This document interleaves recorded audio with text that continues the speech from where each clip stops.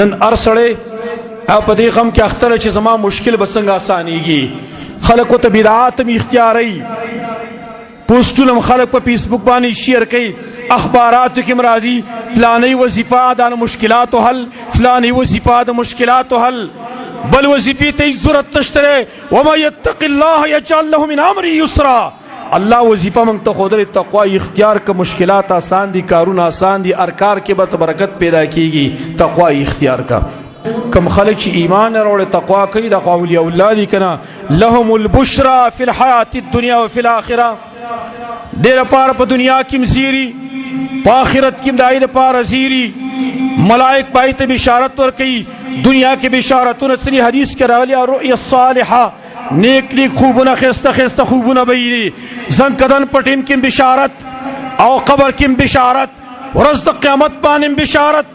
نحن اولیاؤکم فی الحیات الدنیا وفی الاخره ملائک په اعلان کوي موږ ستاسو دوستان په دنیا کې موږ ستاسو دوستان په آخرت کې مو کله تقوا په انسان کې موجود وي ورځ د قیامت باندې چې د عذاب نه خلاصې دي نو هم د تقوا پوجا دی تقوا چا سنیل ته نشي خلاصې درې الله فرمایي وای منکم الا واردها کان علی ربک حتما مقضیا یو تنم پتا سکه نشته مگر دا به جهنم باندې ورزي جهنم ته ور داخلي کی بنا په یو تفسیر دیم تفسیر په بنا باندې په جهنم ور تیریږي وای منکم الا واردها تاسو کې یو تنم نشته مگر جهنم ته ور داخليږي یا په جهنم ور تیریږي کان علی ربک حتما مقضیا ستا ربانی لازمی فیصله ده الله لازمی فیصله په ځان مقرر کړی د چاري او تن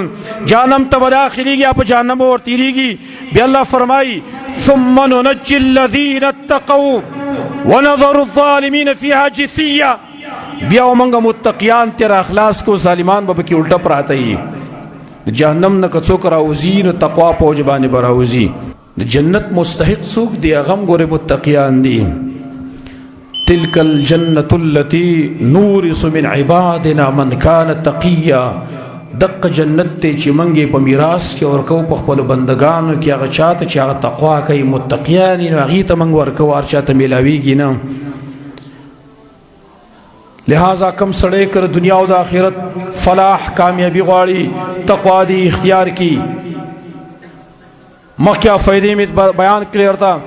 زمنګ زمانونو مشکلات په دې معاشره کې زمنګ د کورونو مشکلات زمنګ خپل ذاتی مشکلات زمنګ په دې معاشره کې مشکلات خاندانی مشکلات کاروبار کې مشکلات د ټولو مشکلات حل دا صرف په یو خبره باندې چې تقوا کوي د الله نبی ریږي پرهیزګاری اختیار کوي تقوا اهم تقوا سره ټیک د فرایض ادا کوا سنن ادا کوا نوافل ادا کوا عباداتم کوا اهم تقوا هغه د حرام نه ځان ساتلی حرام نه ځان نه ساتلې ستا مشکل نه حل کیږي وره ته چرته نشي خلاصې دلې